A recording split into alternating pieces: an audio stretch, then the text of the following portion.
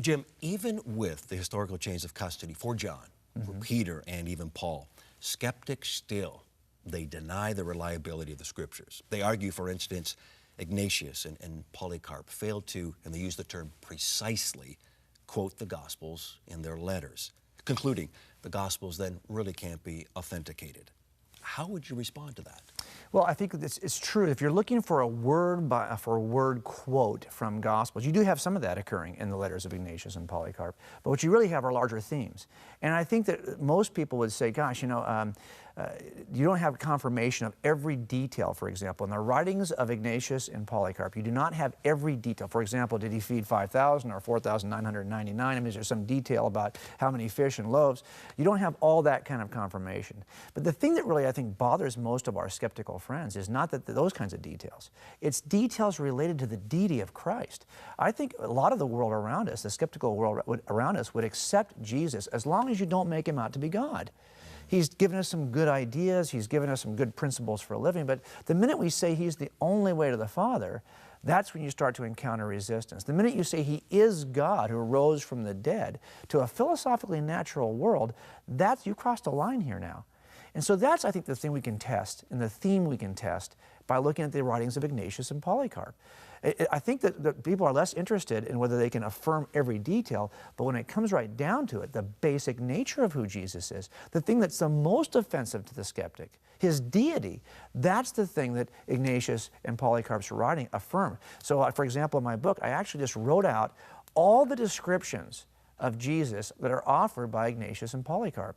And as you read through that list, you'd swear you're listening to a gospel writer. You'd swear you're listening to one of the eyewitnesses, because they describe Jesus in the exact same kind of language. So I think for me, an eyewitness can't always tell me every detail. I may need several eyewitnesses to give me every detail, to give me the most robust picture. What's great about Ignatius and Polycarp, the followers of Paul, like Linus and Clement, the followers of John, like Ignatius and Polycarp, is they give us the outline of John's testimony, the outline of Paul's testimony. And when we compare the outline to what we have today, it matches, and that's what's important. One of the major challenges that skeptics put forward about the gospel writers is that they couldn't get their story straight. Whereas you believe that's not a problem because witnesses should never agree completely. How does that help in the case for the Gospels? Yeah, this is one of those areas that I didn't really stumble me. As I was looking at the Gospels for the first time, really just trying to mine out the words of Jesus, I was not interested in becoming a believer. I wasn't interested in God's existence. I simply thought this Jesus guy might have some smart things to say. So I'm just kind of trying to mine out the red letters. And I saw right away that, I mean, as a cop, you're constantly seeing the contradictions or the apparent contradictions that exist between eyewitness accounts. And I saw the alleged contradictions that people typically point to in the Gospels. They're there. But I never was ever for a second stumbled by it, because to me they were fully within what I expect in terms of apparent contradictions between eyewitnesses of the same event. I can tell you, I had a case once where a murder occurred in our city. I was about maybe an hour, a little less than an hour behind it. I had to get dressed in my suit and get out to the scene. It was a rainy night, and patrol officers, we usually tell them not to do this, but this particular night it was raining, so they put all the witnesses in the back seat of a patrol car, and they sat together for about 50 minutes before I got there. 50 minutes, without any supervision, talking to each other before I got there. What a mess, because now I had 3 identical accounts from, the same account 3 times, instead of what I want to see, which is the messy, seemingly contradictory, cluttered, and what the heck's going on here kind of account. That's what you get with eyewitnesses. There are times when an eyewitness will tell you something, and you'll say, there's no way that could even have happened that way. It makes no sense. And then the next guy comes along and tells you something that puts the puzzle together for you and makes sense of the first person's account. As a matter of fact, we see that happening in the Gospels. We don't have contradictions. We have puzzle pieces that have interlocking pieces. So, for example, Matthew will say that Jesus walked along the Sea of Galilee and called the disciples, and they dropped their fish and everything they were doing and followed him. And I remember listening to that, reading that, and thinking, it's got to be some kind of literary device. There's no way they just dropped everything as soon as he walks up and they start to follow him. It's not until you see another account. And by the way, it's interesting about the first account. In the first account, James and John are mending their nets. So there's no discussion as to why they're mending their nets. Something has broken them. And all of a sudden they drop everything and follow Jesus. Well, the other account tells you that he walks along and talks to Peter and says, let's go out fishing. Peter says, we've been fishing all day. There's no fish out there. No, get in the boat. We're going to go fishing. And they catch such a huge load of fish that it breaks the nets. So now this account tells you why they left and also why they were mending their nets. But the first account doesn't tell you any of this.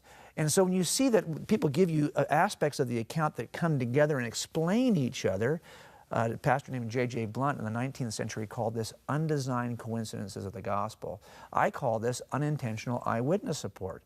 This guy is telling me something, this guy is telling me something, and only together do I get the robust picture of what actually happened. So I'm not at all dissuaded by the fact that there are seeming contradictions. It's our job as the detective to figure out, well, is it a geographic perspective? Is it an emotional perspective? Is it some history of the witness itself that causes them to see one thing at the expense of another? And we have to look at those and try to explain why we have differences. And that has never stopped us, though, from using these witnesses reliably in court. Jim, another argument skeptics use to discredit the Gospels are the later insertions to the text. And therefore, they say if parts of the Gospel have been corrupted, then how can anyone actually trust that the text is, well, it's reliable? Yeah, and this is something I think that a lot of our young brothers and sisters, kids who are coming up through high school and end up in university setting, may never have even thought of it. Maybe they've never even known that there are some aspects, some small pieces of the Gospels that we don't have good textual documentation for. They appear to be late additions. They are small pieces of text, sometimes larger pieces of text, that have been inserted. At some point they don't appear until many centuries after the earliest copies. The earliest copies for sure don't show them. And so I think a lot of skeptics have looked at those examples and said, the fact that this line does not appear early, it appears to be a late insertion. You see how you can't trust any of this stuff. It's been corrupted over time. I can't trust it. And I think that's really a lazy way to approach the text. Every crime scene I've ever worked is both messy and beautiful. If a victim is passing away right before I get there, paramedics have probably been there before I have, and the paramedics have tried to resuscitate the victim. So when I get there, I've got a scene that's filled with evidence of the actual murder, but also filled with the mess from the paramedics. I've got their stitches, their sutures. I mean, you name it. I got their bandaging.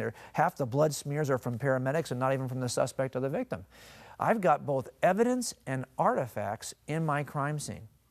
Now, I've never had a problem, though, learning carefully how to remove the artifacts to make sure I just get back to the basic evidence that I'm going to need to make a case. I simply need to understand what caused the artifact to enter my crime scene, to be able to explain that to the jury, and then I can safely remove it and say, okay, if we remove that mess that was made by the paramedic there, that doesn't belong to anybody but the paramedic. Let's take it out of the scene and see what we have left. Then we can actually look at the evidence in the scene. And I've done a number of cases where the scene is a mess. It's filled with artifacts, but I've had no problem convicting a suspect because we're able to remove it. And so that's what we do with textual criticism, right? We look at the text and we say to ourselves, okay, what appears to be a small variation, maybe a copyist variation over the years, and does this mean it's not reliable? Do you realize how many copies of the New Testament we have? The more copies we have, the more certainty we can have by comparing the copies to what is in the crime scene that's evidence and what is artifact. We have a beautiful dilemma that we have enough copies of the Gospels to be able to identify the artifacts, remove them, and carry on. And that's what I would tell any good detective at a crime scene. You think that the fact you've got artifacts in your crime scene means you can quit? No. You've got to work through that, remove the artifacts and solve the case. And that's what we're trying to do with the Gospels.